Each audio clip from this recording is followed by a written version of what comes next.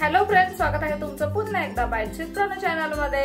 आज ना bites with Pranab मध्ये आपण अगदी मस्त सोपी पण थोडी चमचमीत अशी रेसिपी घेऊन आलेलो आहोत आणि ती म्हणजे बटाट्याचं भरीत। आता ना वांग्याचं भरीत तुम्ही सगळेच नेहमीच बनवत असाल, ते तर भन्नाटच लागतं, काही विषयच नाही। पण त्याचबरोबर ना बटाट्याचं भरीत सुद्धा एकदम अप्रतिम लागतं। खूप सोप्या पद्धतीने बनतं आणि अगदी 5 मिनिटात बनतं असं तुम्ही म्हणू शकता। चला तर मग अजिबात उशीर न करता आपण लगेचच बटाट्याचं भरीत बनवायला घेऊया। बटाट्याचं भरीत बनवण्यासाठी इथे सगळ्यात पहिल्यांदा एक बटाटा आपण अगदी छान असा उकडून घेतलेला आहे। व्यवस्थित असा हा बटाटा आपण इथे उकडून घेतलेला आहे। आता हा बटाटा आपल्याला मॅश करून घ्यायचा आहे।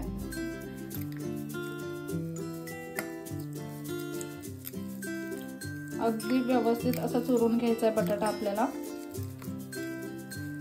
हे एकदम पण असं स्मॅश केलं नाही, थोडंसं जाड बारीक असं ठेवलेलं आहे आपण।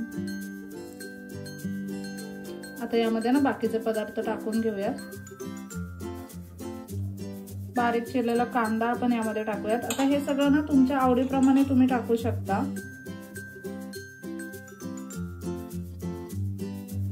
इथे आपण ना बारीक चिरलेली कोथिंबीर टाकली आहे। चवीप्रमाणे मीठ टाकून घेऊया। अगदी किंचितशी साखर आपण यामध्ये टाकणार आहोत, त्याने ना चव छान येते। 2 चमचे भरून आपल्याला शेंगदाण्याचा कूट टाकायचा आहे यामध्ये। भाजलेल्या शेंगदाण्याचा कूट आपण इथे वापरलाय। आता ना 2 चमचे आपल्याला दही टाकायचं यामध्ये। आता हे ना छान असं मिक्स करून घेऊया।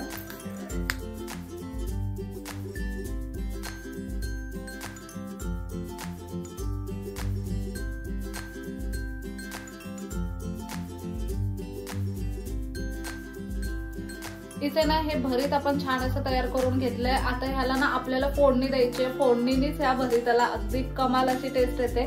आता फोडणीसाठी आपण इथे फोडणीचं भांडं घेतलेलं आहे, लगेचच फोडणी करून घेऊयात। आता या फोडणीच्या भांड्यामध्ये आपण सगळ्यात पहिल्यांदा तेल टाकूयात, 1 चमचाभर इतकं।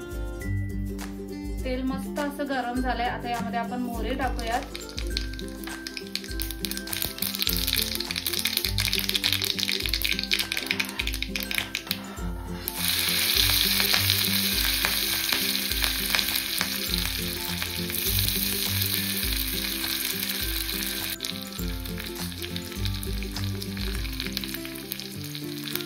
आता यामध्ये ना आपण मिरची आणि कढीपत्त्याची पानं टाकलेली आहेत, अगदी बारीक चिरलेली मिरची आणि कढीपत्त्याची पानं। आणि फोडणी छान अशी तयार झाली। आता ती भरतामध्ये टाकून घेऊयात।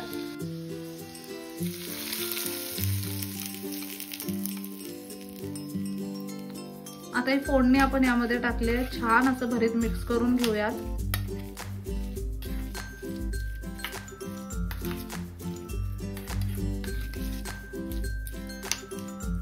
इथे ना हे भरीत आता तयार झालेलं आहे। आपण ह्याला ना एका मस्त अशा प्लेट मध्ये काढून घेऊयात। आता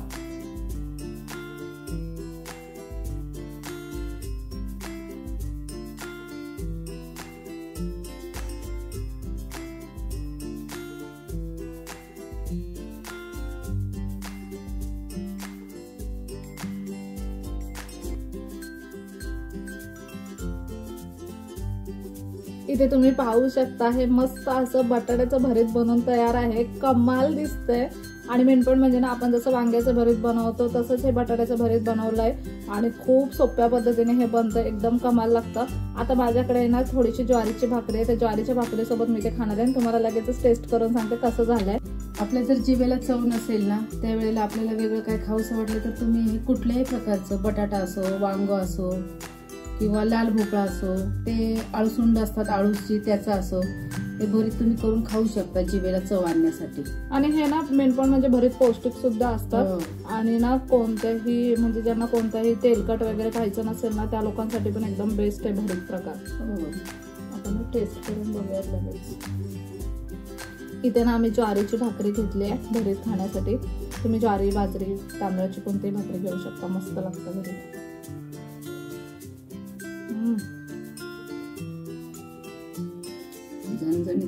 झणझणीत झालाय, एकदम भारी लागतोय। शेंगदाण्याच्या कुटामुळे एकदम भारी फ्लेवर आलाय ना।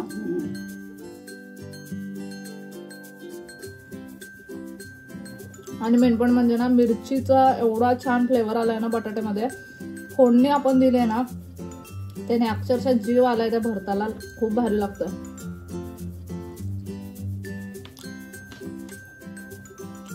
इतका भारी झालं ना, म्हणजे ना फक्त हे भरीत आणि मी आता ज्वारीची भाकरी घेतली ना, तुम्ही पण ज्वारीच्या भाकरी सोबत खाऊन बघा. अगदी कमाल लागतंय कॉम्बिनेशन. दिसायला ना रेसिपी खूप सिंपल आहे, बघायला पण एकदम सिंपल वाटतं, पण खायला एवढं भारी लागतंय ना, खूप कमाल लागतं भरीत. वांग्याचं भरीत ना नेहमीच खात असाल, कधीतरी बटाट्याचं भरीत करून बघा. आपली रेसिपी फॉलो करून बघा, तुम्हाला प्रचंड प्रमाणात आवडेल. आणि जर तुम्ही हे भरीत बनवलं ना तर मला कमेंट करून नक्की सांगा. आणि भरीत बनवाल त्या दिवशी ज्वारीची भाकरी नक्की बनवा. ज्वारीच्या भाकरीसोबत हे भरीत खाऊन बघा, तुम्हाला नक्कीच आवडेल. तर मग कसा वाटलाय आजचा व्हिडिओ मला कमेंट करून नक्की सांगा. नेक्स्ट व्हिडिओमध्ये भेटूया. तोपर्यंत मस्त खा, भरपूर फिरा आणि आनंदी राहा.